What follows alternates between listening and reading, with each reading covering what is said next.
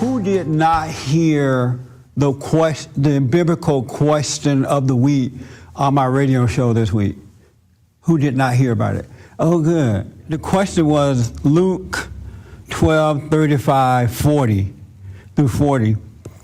Keep your loins girded and your lamp burning. And keep your loins girded and your lamp burning. And I asked that question Monday of last week, and I let it go through the whole week, and we came to some sort of a conclusion on Friday as to what it meant. And it was so interesting, the feedback that I got back from that question in writing, you know, and people calling in.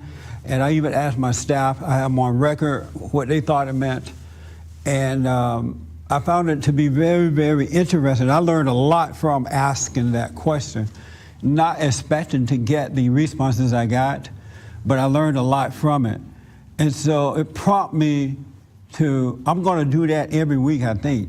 If the Lord is willing and the creek don't rise, ask a biblical question on the show on a Monday and see, you know, get feedback from it for Friday. And so I wanted to continue that today, and I'm glad a lot of you didn't hear it, even though I wish you, you know, it'd be nice to listen to the radio show. It's very, very interesting, I think. Who have read about that or heard about that before?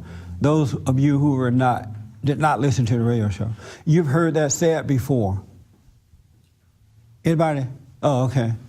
You've heard, keep your loins girded and your lamp burning. Luke 35:40. Do you have your Bible there? Let your waist be girded and your lamps burning. And you yourselves be like men who wait for their master, when he will return from the wedding, that when he comes and knocks, they may open to him immediately. A little louder for me. Blessed are those servants whom the master, when he comes, will find watching. Surely I say to you that he will gird himself and have them sit down to eat, and will come and serve them. And if he should come in the second watch, or come in the third watch, and find them, so blessed are those servants.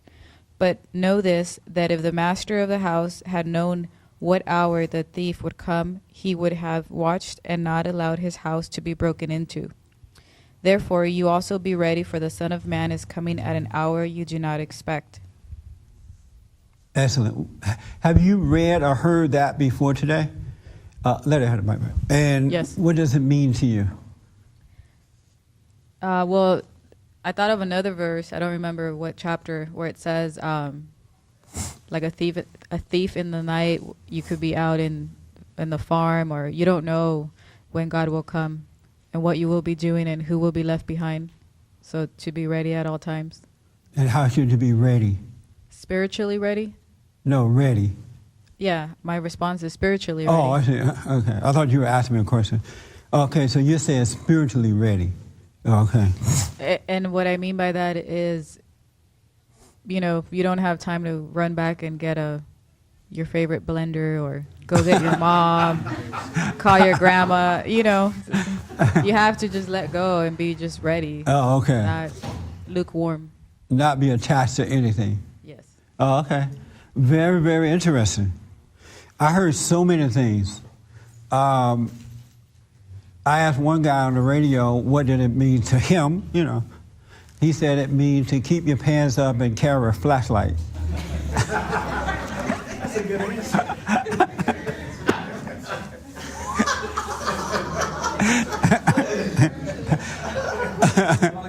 But, and I understand, I heard it all. It's not a put down. It's just that. And the reason I'm bringing it up, because I realized, in my own life, I realized that I've been reading the Bible, I've been going to church, I've been studying the scriptures. You know, I've been a so-called Christian all of my life. I remember becoming a Christian at the age of 15. And, but it wasn't until the last 25 years that I realized I had no idea what God was talking about. None. Not one odor of an idea. And that's why nothing was working for me.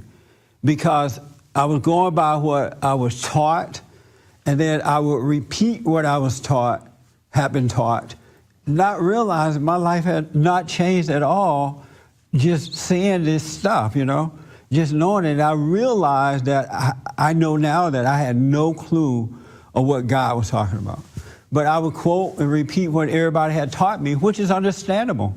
If the preacher's up teaching a certain thing and you trust the preacher and he's reading it from the Bible, you are going to believe that that's what it means.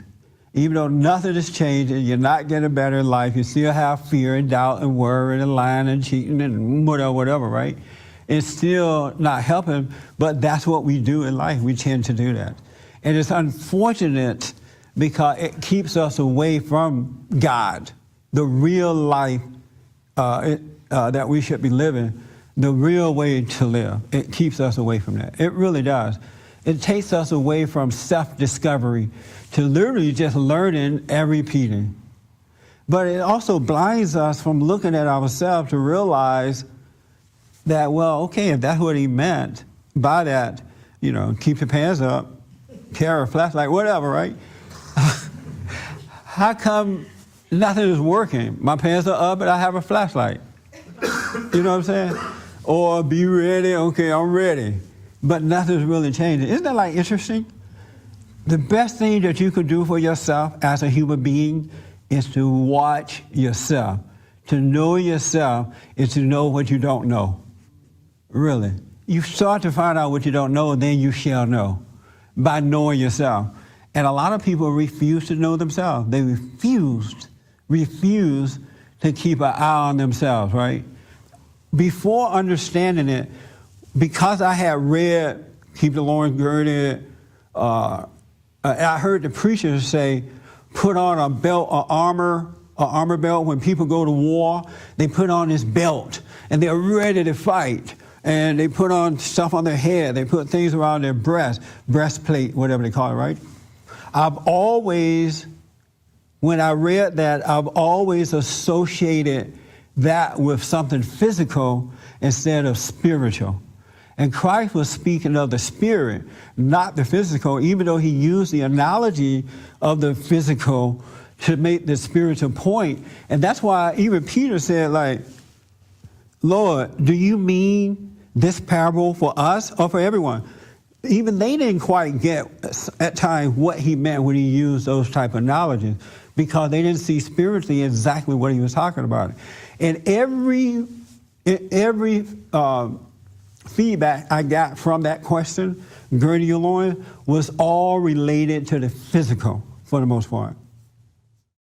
For more information or to purchase a copy of this show, visit us on the web at www.bondinfo.org or call 1-800-411-BOND.